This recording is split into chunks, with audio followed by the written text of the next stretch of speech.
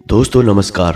कन्या राशि वाले मेरे मित्रों, आप सभी का आज के इस दिव्य शक्ति से जुड़े हुए बेहद ही पवित्र और आपके जीवन में एक महत्वपूर्ण बदलाव लेकर आने वाले कार्यक्रम में बहुत बहुत स्वागत है।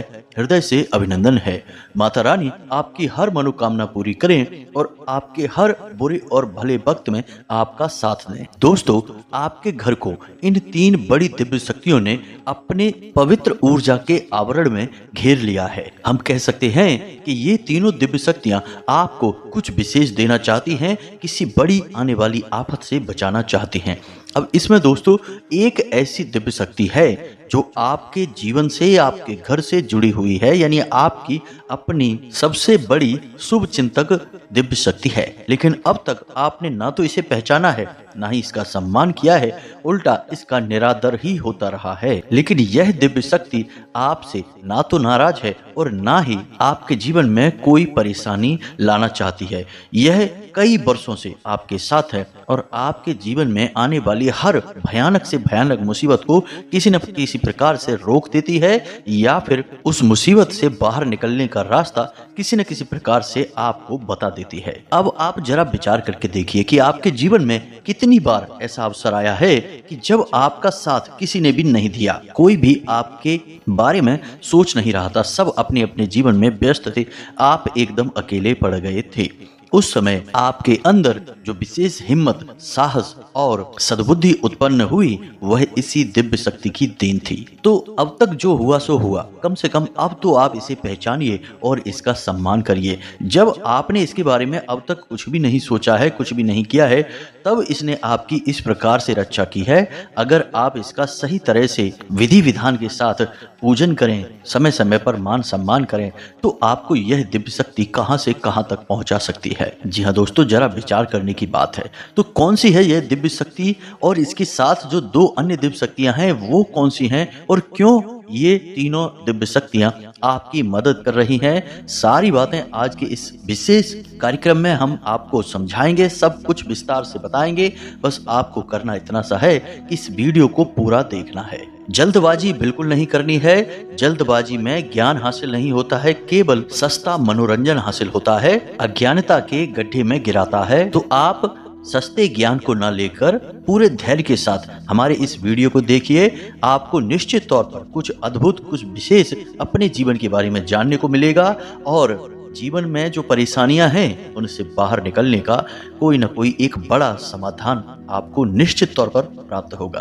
दोस्तों, हम इस वीडियो में आपके जीवन से जुड़ी हुई, आपके जीवन को सरल और सुंदर बनाने वाली ढेर सारी ज्ञानवर्धक बातें करेंगे। तो पूरे धैर्य के साथ माता रानी को याद करते हुए इस वीडियो को देखना है। याद रखें दोस्तों कि इस वीडियो को देखकर आपका मनोरंजन बिल्कुल भी नहीं होगा, लेकिन जीवन बदलेगा, इस बात की हम 100% गारंटी देते हैं। तो चलिए दोस्तों, बिना समय गवाए माता रानी को याद करते हैं पूरे भक्ति भाव के साथ। आंखें बंद करके माता रानी को याद करें और कमेंट में लिखें, जय मां भद्रकाली कृपा करो। एक बार नहीं, 3 बार लिखना दोस्तों। माता रानी निश्चित तौर पर आपकी करोड़ पुकार सुनेंगी और आपके जीवन में उनकी कृपा बरसने लगेगी। साथ ही साथ दोस्तों, जन कल्याण के लिए माता रानी के आदेश से हमने जो शनिवार का सर्व मनोकामना पूर्ति हवन शुरू करवाया है, उस हवन में अपने नाम से आहुतियां करवाने के लिए अपना नाम और अपना स्थान जहां पर आप रहते हैं उसे भी कमेंट बॉक्स में लिखकर अवश्य भेजें। माता रानी चाहेंगी, उनकी कृपा होगी और आपके जीवन में सद्गति आएगी। आपको दूसरे ही दिन से निश्चित तौर पर अच्छी खबरें मिलना शुरू हो जाएंगी। आपकी परेशानियों से बाहर निकलने की आपको रास्ते दिखाई देने शुरू हो जाएंगे। याद रखना दोस्तों कि ईश्वर की जब कृपा आती है तो इंसान की बुद्धि सद्बुद्धि में बदल जाती है, उसके विचारों में इतनी शक्ति आ जाती है कि वह हर परेशानी से लड़ सकता है, बाहर निकल सकता है। याद रखें, भगवान साक्षात कभी आपके सामने प्रकट नहीं होंगे, वे या तो आपको ही बलिष्ठ बनाएंगे या फिर किसी के माध्यम से आपकी मदद करने की कोशिश करेंगे। तो इन चीजों के विधान को जरा समझिए। सीधे ये मत समझना कि माता रानी खुद ही आपके सामने प्रकट हो जाएंगी और आपकी हर मनोकामना पूरी कर देंगे। जी नहीं दोस्तों, ऐसा नहीं होता और यह इतना आसान भी नहीं है। पूरा जीवन तप में खप जाता है, तब कहीं अंतिम समय में माता रानी के दर्शन हो जाए तो बहुत मानिए। लेकिन माता रानी की कृपा बहुत आसानी से प्राप्त हो जाती है। यह भाव के ऊपर है, आपके निवेदन के ऊपर है। इसमें इसमें कोई गहरे तप की आवश्यकता नहीं है। जी हाँ दोस्तों, तो चलिए वीडियो में आगे बढ़े, लेकिन इससे पहले आपसे एक छोटा सा निवेदन और है दोस्तों कि आप हमारे इस चैनल परिवार को बड़ा बनाने में मदद करें। जल्दी से हमारे इस चैनल को सब्सक्राइब करके बगल में जो घंटी का निशान है उसे भी दबा दें। यह बिल्कुल ही फ्री है। तो चलिए जल्दी से चैनल को सब्सक्राइब करिए और हमसे और माता रानी से सीधे जुड़ जाइए। तो चलिए वीडियो में आगे बढ़ते हैं और आपको बताते हैं कि कौन सी हैं ये 3 दिव्य शक्तियां जो आपकी रक्षक बन चुकी हैं, आपको अपने आवरण में ले चुकी हैं। अब आप यदि इन्हें पहचान जाएंगे और कुछ छोटे छोटे उपाय कर लेंगे तो ये दिव्य शक्ति की कृपा आपको हमेशा प्राप्त होती रहेगी। याद रखें, हमने पहले ही कहा है कि इन तीनों दिव्य शक्तियों में एक दिव्य शक्ति ऐसी है जो आपके घर से संबंधित है, आपके जीवन से इसका सीधा नाता है।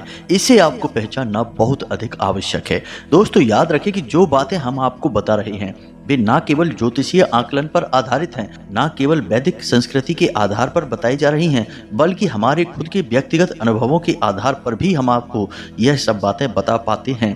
क्योंकि माता रानी की लंबे समय से साधना करने के बाद माता रानी के आशीर्वाद से हमें कुछ कुछ अनुभूतियां होती हैं, हमें कुछ कुछ आभास होते हैं और इन्हीं अनुभूतियों के आधार पर हम कुछ न कुछ आपके बारे में ऐसा अद्भुत बता देते हैं जो निश्चित तौर पर आपके उपयोग का तो होता ही है। अब फिर चाहे आप इसे अंधविश्वास कहें या फिर कोई और नाम दे दें दोस्तों, लेकिन हमारे लिए यह माता की सच्ची भक्ति है।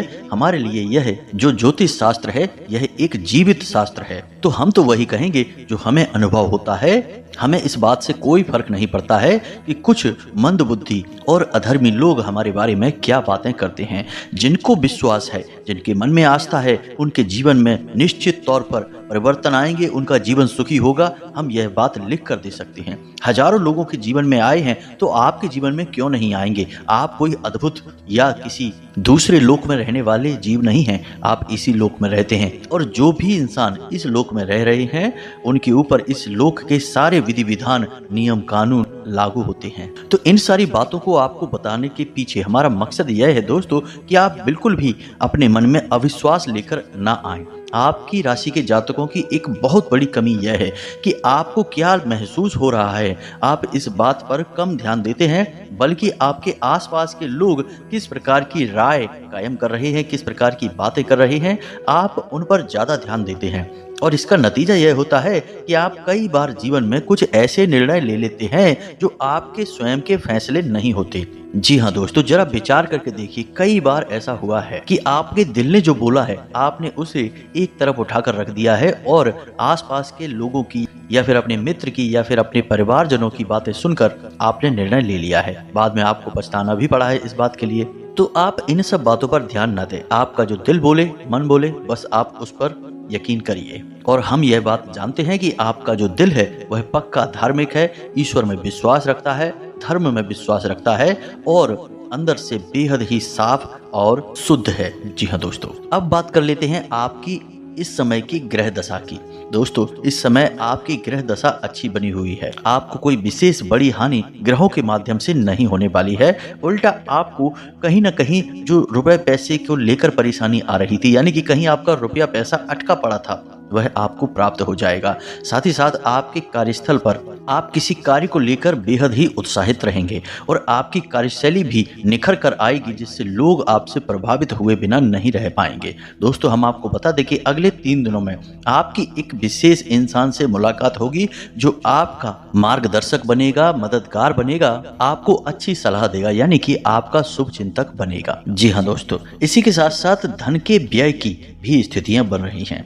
कुछ ऐसी परिस्थितियों का निर्माण होगा जिससे आपका पैसा खर्चा होगा। फिजूल खर्ची भी इसे कह सकते हैं, क्योंकि यह आपका बजट खराब कर देगा। लेकिन दोस्तों हम आपको बता दें कि आप चाहकर भी इस फिजूल खर्ची को रोक नहीं पाएंगे, यह आवश्यक खर्चे में ही आएगा। अब बात करें आपके पारिवारिक माहौल की दोस्तों, तो पारिवारिक माहौल अच्छा रहेगा, परंतु जीवन साथी के साथ थोड़ी सी खींचतान की स्थिति रह सकती है। किसी बात को लेकर विवाद उत्पन्न हो सकता है। अब इसमें भी जिम्मेदार आप ही होंगे, क्योंकि आपका रवैया कभी कभी इस प्रकार हो जाता है कि लोगों को समझ में नहीं आता कि आपसे किस प्रकार से बर्ताव किया जाए, क्योंकि जरा जरा सी बात पर आप कभी बहुत ज्यादा भड़क जाते हैं। कभी कभी तो सामने वाले की कोई गलती भी नहीं होती, तब भी आप क्रोध दिखाने लगते हैं, गुस्सा दिखाते हैं, चिड़चिड़े हो जाते हैं। अब दोस्तों ऐसा इसलिए होता है कि आपको गुस्सा आया किसी और बात पर, किसी और व्यक्ति के ऊपर, लेकिन आप उस गुस्से को अपने मन में भरे बैठे रहते हैं और फिर अपने घर में आकर अपने परिवारजनों पर गलत स्थान पर उस गुस्से को बाहर निकालते हैं। ऐसा आपको नहीं करना है। आपके परिवार से ही आपको ऊर्जा प्राप्त होती है। आपके मन में जितनी भी सकारात्मक ऊर्जा है वह आपके जीवन साथी, आपके माता पिता और आपके परिवार की ही देन है। आप इस बात को विचार करके देखिए कि जब भी आपके परिवार में जरा सी भी ऊंच नीच होती है, खींचतान का माहौल, झगड़ा हो जाता है आपका, तो उस दिन आपका मन अपने काम में भी नहीं लगता है, आपका मन खराब रहता है और किसी भी कार्य को करने में आपकी रुचि समाप्त हो जाती है, यानी कि आप पूरी तरह से ऊर्जाहीन हो जाते हैं, ढल जाते हैं। लेकिन इसी के विपरीत ठीक उल्टा यदि हो कि आपके परिवार में माहौल बहुत अच्छा हो, आकर्षक हो, हंसी खुशी का माहौल हो, खास तौर से आपके जीवन साथी के साथ, तो फिर आपको एक नई ऊर्जा का एहसास होता है। काफ़ी मेहनत के बाद भी आप थकते नहीं हैं। तो ये सब क्या है दोस्तों? ये सब यही है कि आपके परिवार से, आपके अपनों से ही आपको ऊर्जा प्राप्त होती है। तो आपको जो आपके शुभ चिंतक हैं, आपके सचमुच में अपने हैं, जो आपसे बहुत प्रेम करते हैं, उनको पहचानना है और उनका दिल नहीं दुखाना है। अगर आप ऐसा करेंगे तो आप नकारात्मकता को अपनी ओर आकर्षित करेंगे दोस्तों। अब कार्यस्थल को लेकर एक छोटी सी समस्या है दोस्तों कि आपके छुपे हुए शत्रु सक्रिय हो जाएंगे। हालांकि आपका कुछ बिगाड़ नहीं पाएंगे, लेकिन कोशिश पूरी करेंगे। एक बात याद रखें दोस्तों कि आपके कार्यस्थल पर हमेशा आपके विरोधी आपको नीचा दिखाने के लिए तरह तरह के प्लान बनाते रहते हैं, कोशिशें करते रहते हैं। तो उनसे आपको थोड़ा सतर्क रहने की आवश्यकता है। जी हाँ दोस्तों, अब पैसे की लेन देन की बात करें तो आपका कोई मित्र आपसे रुपए पैसे उधार मांग सकता है। अगर मांगता है दोस्तों तो आप दे देना, कोई इसमें दिक्कत की बात नहीं है। आपका पैसा डूबेगा नहीं, अटकेगा नहीं, सही समय पर वापस आ जाएगा। तो आप खुले दिल से उसकी मदद कर दें। एक और बात है दोस्तों कि आपके ऊपर किसी न किसी बात को लेकर एक बेवजह का आरोप लगेगा। जी हाँ दोस्तों, जिससे आपको ऐसा लगेगा कि आपने तो यह गलती की नहीं है, यह कार्य किया नहीं है, फिर आपको आरोपी क्यों बनाया जा रहा है। आपको ऐसा लगेगा जैसे कि कोई आपके पीछे पड़ा है। मन में गुस्सा भी उत्पन्न होगा, लेकिन दोस्तों यह समय का फेर है। आपको इसके ऊपर ज़्यादा प्रतिक्रिया देने की आवश्यकता नहीं है। इसी के साथ साथ दोस्तों कुछ अच्छी खबर भी है कि आप नई जमीन, जायदाद या वाहन आदि खरीद के प्लान बना सकते हैं, या फिर आप खरीद भी सकते हैं। परिस्थितियां सकारात्मक बन रही हैं। साथ ही साथ दोस्तों आपको कहीं से उपहार भी प्राप्त हो सकता है, यानी कोई आपको गिफ्ट भी दे सकता है। कुल मिलाकर अगले 3 दिनों में आपके जीवन में व्यस्तता बहुत रहेगी। आप अपने परिवार के लिए समय कम ही दे पाएंगे और अधिक कार्य होने की वजह से आपको शारीरिक थकान भी हो जाएगी। अगर आपने लापरवाही से काम लिया तो हो सकता है कि आपको छोटी मोटी बीमारी से पीड़ित भी होना पड़े, जैसे पेट दर्द, सिर दर्द, कमर दर्द या फिर हल्का फुल्का बुखार। लेकिन दोस्तों यह कोई बड़ी बात नहीं है, आप बड़ी आसानी से इस सब से बाहर निकल आएंगे। अब सबसे बड़ी बात दोस्तों, चाहे आपका घर हो, चाहे आपका कार्यस्थल हो या फिर कोई भी स्थान हो, आपको एक काम भूल कर भी नहीं करना है, और वह कार्य है नकारात्मकता को अपने आसपास नहीं आने देना है। जी हाँ दोस्तों, अब आप समझिए कि नकारात्मकता कैसे आपके पास आएगी। प्रकृति का स्वभाव ही नकारात्मकता का है। ये बात आप अपने दिमाग में बैठाइए। आप चाहे कोशिश करें या ना करें, आपके आसपास नेगेटिव लोग आएंगे, नेगेटिव बातें होंगी, जीवन में नकारात्मक परिस्थितियां बनेंगी। इन परिस्थितियों को सकारात्मक बनाने के लिए मेहनत करनी पड़ती है। जी हाँ दोस्तों, आप समझिए कि प्रकृति कैसे कार्य करती है। कोई भी स्थान है, कोई भी मकान है, अगर उसे खाली छोड़ दिया जाए तो आप देखेंगे कि उसमें कितनी गंदगी हो जाएगी, अपने आप होगी। कितने पौधे उग जाएंगे, अपने आप होंगे। और कितना उसमें जंगल और कबाड़ इकट्ठा हो जाएगा। यह सब कैसे हुआ? अपने आप हुआ। लेकिन कोई जिस मकान में रह रहा है, उस मकान में ये सब नहीं होता, क्योंकि उस मकान को मेहनत से साफ किया जाता है, कचरा हटाया जाता है। यानी कि नकारात्मकता तो अपने आप हो गई, लेकिन सकारात्मकता लाने के लिए मेहनत करनी पड़ी। एक गाड़ी को समझिए आप, बस है मान लीजिए, चली जा रही है रोड पर, और उस बस को सही रास्ते पर रखने के लिए मेहनत करनी पड़ती है, ध्यान देना पड़ता है, सतर्क रहना पड़ता है। यदि उसे छोड़ दिया जाए यूं ही तो वह रास्ते से भटक जाएगी, कहीं और पहुंच जाएगी, एक्सीडेंट हो जाएगा, यानी नकारात्मक स्थिति बन जाएगी। तो अब आप समझ गए कि जीवन में नकारात्मकता हर वक्त आपके आसपास घूमती है, आपके ऊपर हावी होने की कोशिश करती है। तो आपको अपनी सद्बुद्धि से उस नकारात्मकता को दूर रखना है, अपने आसपास भटकने नहीं देना है, अपने ऊपर हावी नहीं होने देना है। तो आपको क्या करना है कि जो लोग आपके आसपास नकारात्मक बातें करें, यानी किसी की बुराइयां करें, उल्टी सीधी बातें करें, जो आपको अच्छी न लगे, तो आप उन लोगों से दूरी बना लीजिए। आपको उनकी हाँ में हाँ नहीं मिलानी है, क्योंकि दोस्तों आप एक ऐसे इंसान हैं जिसके ऊपर नकारात्मकता का बहुत गहरा प्रभाव होता है। दूसरों की आप छोड़िए, लोग तो पता नहीं कितने गलत गलत कार्य करते हैं और अच्छे भले जी रहे हैं, वे उनके कर्मफल हैं, उनके भाग्य और उनके जीवन हैं, उनके बारे में विचार ना करिए, आप अपने बारे में विचार करिए। आपके साथ हमेशा ऐसा होता है कि जरा सी नकारात्मकता आपके जीवन में आई नहीं कि आपका जीवन अस्त व्यस्त हो जाता है। तो आपको किसी भी प्रकार की नकारात्मकता से दूर रहना है, अपने आप को बचाना है। यह आपके लिए बेहद ही आवश्यक है। आपके जीवन की और आपकी राशि की यह मांग है। आप जितना रह सकते हैं सकारात्मक रहें, ईश्वर की भक्ति में रहें, हमेशा भगवान को याद करते रहें, प्रभु के नाम का स्मरण हमेशा करते रहें। फिर इससे फर्क नहीं पड़ता कि आप किसका नाम ले रहे हैं, सब अंत में एक ही हैं। तो आपकी जिसमें आस्था है, आप उस ईश्वर को, उस भगवान को याद करिए, उसी की भक्ति में लीन रहिए। यहीं से आपकी सद्गति का, आपकी उन्नति का मार्ग प्रशस्त होगा दोस्तों। तो ये तो थी आपके जीवन से जुड़ी हुई बातें। अब आपको बता देते हैं छोटी छोटी बातें जिनसे आपको बचकर रहना है। दोस्तों, हमने अक्सर ऐसा देखा है कि लोग कहीं जा रहे हैं, रास्ते में उन्हें मानकर चलिए टॉयलेट आती है, तो वे किसी भी पेड़ के नीचे उतरकर टॉयलेट कर देते हैं।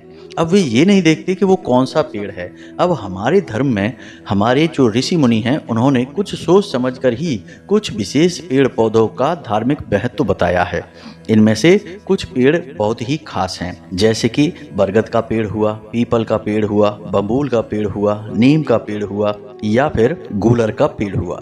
अब इनमें कुछ पौधे ऐसे हैं जिनके ऊपर दिव्य शक्तियों का वास होता है, और कुछ पेड़ पौधे ऐसे हैं जिनके ऊपर नकारात्मक शक्तियों यानी भूत प्रेत पिशाचों का वास होता है। अब आपको नहीं पता, आपने यह क्रिया कर दी और आपके साथ कोई ना कोई नकारात्मक शक्ति वहां से चल दी, और फिर आप कहते हैं कि सब कुछ ठीक था, फिर अचानक पता नहीं क्या हुआ कि काम बनते बनते बिगड़ने लगे। पता नहीं किसी की नज़र लग गई या फिर कोई दोष उत्पन्न हो गया। आपको कोई भी ख्याल नहीं आता कि आपने कुछ ऐसा कर दिया है जिसकी वजह से आपके जीवन में नकारात्मकता आ चुकी है।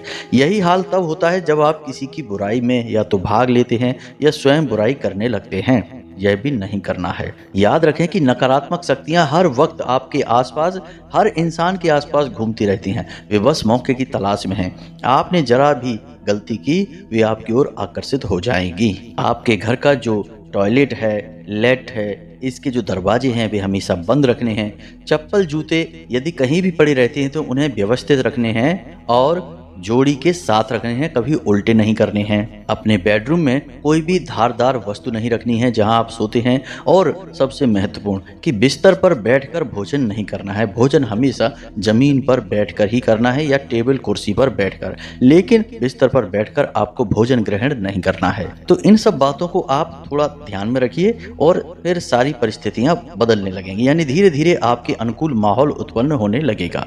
अब दोस्तों, हम आपको मूल बात बताते हैं जिससे हमने अपना वीडियो प्रारंभ किया था, 3 दिव्य शक्तियों के बारे में। तो ये 3 दिव्य शक्तियां कौन सी हैं? तो सबसे पहले 2 दिव्य शक्तियों के बारे में बात करते हैं। दोस्तों, हम आपको बता दें कि वर्ष का यह जो समय चल रहा है, यह समय कुछ इस प्रकार से आपको प्रभावित करता है कि जब आपकी राशि में इस एक दिव्य शक्ति यानी कि ये जोड़े में होते हैं। ध्यान से सुनिए दोस्तों, सूर्य के वैसे तो 10 पुत्र हैं, जिसमें यमराज, जिन्हें धर्मराज भी कहा जाता है, और शनिदेव जैसे पुत्र शामिल हैं। लेकिन 2 पुत्र और भी हैं जो कि जोड़ी में होते हैं, जिन्हें हम जुड़वा कह सकते हैं, जिनका नाम है अश्विनी कुमार। अब अश्विनी कुमारों के बारे में विशेष बात यह है कि इन्हें आयुर्वेद का बहुत बड़ा ज्ञाता माना जाता है, और इनकी कृपा जब जीवन में आती है तो इंसान के जीवन में धन संपत्ति और आरोग्य आता है, यानी कि बीमारियों से उसे मुक्ति प्राप्त होती है और उसका पैसा बीमारियों में जो खर्च हो रहा था वह रुक जाता है। तो आपके जीवन में भी इस विशेष ग्रह दशा में अश्विनी कुमारों की कृपा आने वाली है। जी हाँ दोस्तों, तो इसके लिए आपको कुछ नहीं करना है। आपको अगले 7 दिनों तक, जी हाँ दोस्तों, अगले 7 दिनों तक बस सूर्य को अर्घ देना है। यह बस छोटा सा उपाय है, क्रिया है, यह आपको करनी है। इस क्रिया को आपको करते समय याद रखना है कि जल में थोड़ा सा गुड़ अवश्य मिला लें, हल्का सा, और उसके बाद इस मंत्र का जाप करते हुए सूर्य को अर्घ देना है। ओम घृणी सूर्याय नमः। इस मंत्र को आपको कम से कम 11 बार बोलना है। इससे सूर्य देव प्रसन्न होते हैं और सूर्य पुत्रों की आपको भरपूर कृपा प्राप्त होती है। याद रखें दोस्तों कि ज्योतिष में सूर्य को ग्रह माना गया है, लेकिन हमारी वैदिक संस्कृति में सूर्य को देवता माना गया है। इसीलिए हम कहते हैं सूर्य देवता। तो सूर्य के पास बहुत बड़ा पद है और सूर्य के प्रभाव से ही यह पूरी सृष्टि संचालित होती है। अब बात करते हैं तीसरी और आपसे जुड़ी हुई इस दिव्य शक्ति के बारे में। तो तीसरी दिव्य शक्ति जो है वह आपकी कुल देवी है। जी हाँ दोस्तों, आपके घर में आपकी कुल देवी की पूजा नहीं होती है। असल में आपको उनके बारे में कुछ पता भी नहीं है। हमने अपने पुराने कई वीडियो में कुल देवी को कैसे पता लगाएं इस विषय के कई उपाय दिए हैं, जिसमें एक महत्वपूर्ण उपाय है जो सुपारी को लेकर दिया जाता है। हमने कई बार यह आपको बताया है। यदि आपको इसके बारे में जानना है आप कमेंट करें, हम आपको फिर से अगले वीडियो में इस उपाय को बता देंगे। तो अब ध्यान से सुनिए कि आपकी कुल देवी समय समय पर आपके पास आती हैं, आपके आसपास घूमती हैं। अब चाहे आप उनकी पूजा करें या ना करें, आप नहीं कर रहे हैं, लेकिन आपके पुरखे पूर्वज सदियों से उनकी पूजा करते चले आ रहे हैं। पिछली कुछ पीढ़ियों से भले ही उनकी पूजा ना होती हो, फिर भी उनकी कृपा आपके ऊपर बनी रहती है। तो समय समय पर कुल देवी की ऊर्जा, या यूं कहें कि आपकी कुल देवी आपसे मिलने आती हैं, आपके आसपास आती हैं और आपके जीवन पर नज़र बनाकर रखती हैं। अब यदि आप अच्छे कर्म करते हैं, सात्विकता के साथ रहते हैं, पुण्य कर्मों में लिप्त रहते हैं, तो कुल देवी की आपको यूं ही सहायता प्राप्त होती रहती है। बड़ी से बड़ी बाधाओं से आपको मुक्ति प्राप्त होती रहती है। लेकिन दोस्तों, हर समय सात्विक बने रहना, हर समय शुद्धता के साथ रहना कलयुग में संभव नहीं है, क्योंकि जीवन में कई तरह के कार्य करने पड़ते हैं। कभी कभी झूठ भी बोलना पड़ता है, कभी कभी अपना फायदा भी देखना पड़ता है। हालांकि दूसरों की हानि अधिक ना हो, इस बात का हमेशा हमें ख्याल रखना चाहिए, लेकिन चाहे अनचाहे दूसरों की हानि होती ही रहती है। तो इससे नेगेटिविटी उत्पन्न होती है और यह नकारात्मकता कुल देवी को नाराज कर सकती है। तो अब ऐसे में आपका यह धर्म है कि आप अपनी कुल देवी की समय समय पर पूजा करें, उन्हें याद करें। यदि आप उनकी पूजा आराधना करेंगे तो आप जो छोटी मोटी नकारात्मकता उत्पन्न कर रहे हैं उससे आपको सुरक्षा प्राप्त हो जाएगी, यानी कुल देवी की कृपा आपको प्राप्त होने लगेगी। तो अब आप अपने घर के बड़े बुजुर्गों से पूछिए कुल देवी के बारे में और उन्हें अपने घर में स्थापित करिए। उनका रोज विधि विधान के साथ पूजन करिए। और यदि आपके घर में कोई इस बात को नहीं बता पाता है कि आपकी कुल देवी कौन है, तो आप एक छोटा सा उपाय तो रोज करिए ही। हमेशा शाम के समय आपके घर के मुख्य दरवाजे की दहलीज के ठीक बीचों बीच एक मिट्टी का दीपक अवश्य जलाइए। गाय के घी से दीपक जलाना है और इस दीपक की बाती का मुख बाहर की ओर कर देना है। अब ऐसा क्यों करना है दोस्तों? मानकर चलिए कि कोई दैवीय शक्ति आपके घर में आना चाहती है, तो हमेशा वह शाम के समय या सुबह के समय ही आएगी। अब इसमें जो हमारा वैदिक विधान है वह यह कहता है कि वैष्णव शक्तियां सुबह के समय आती हैं और शैव शक्तियां शाम के समय आती हैं। तो जो हमारी कुलदेवी होती हैं वे एक शैव शक्ति हैं जिन्हें हम महाविद्या कहते हैं। वे हमेशा शाम के समय ही आपके घर में प्रवेश करना चाहेंगी। तो जब आप उनके नाम से एक दीपक जलाएंगे, आपको नहीं पता कि वो कौन है, बस आपने उनके नाम से एक दीपक जला दिया है, तो वे जब आपके घर में आना चाहेंगी तो बेहद प्रसन्न हो जाएंगी। याद रखिए कि देवी देवताओं को आपसे कुछ चाहिए नहीं, बस भाव चाहिए, और भाव एक दीपक जलाकर भी प्रदर्शित किया जा सकता है और यह सर्वोत्तम तरीका होता है। तो आपने दीपक जलाया, आपकी कुल देवी आपसे तुरंत प्रसन्न हो जाएंगी और उनकी कृपा आपको मिलनी शुरू हो जाएगी। कोई विशेष बड़ी पूजा पाठ विधि विधान की आवश्यकता है ही नहीं। जब आपको पता चल जाए तब आप उनका इस प्रकार भी पूजा पाठ विधि विधान के साथ कर सकते हैं, लेकिन जब तक नहीं पता चलता तब तक कम से कम एक दीपक तो अवश्य जलाइए ही। अब जिन लोगों को कुल देवी के बारे में जानना है, कोई उपाय चाहिए, तो एक बहुत ही शक्तिशाली उपाय है। कमेंट करके पूछना, हम आपको उपाय बता देंगे। किसी भी बात की कोई चिंता नहीं है।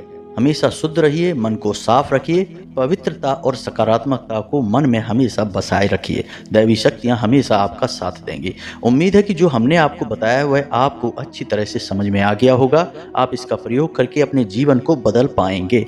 यदि कोई प्रश्न उठता है आपके मन में तो आप कमेंट करके पूछें, हम आपके प्रश्न का जवाब देने की पूरी कोशिश करेंगे।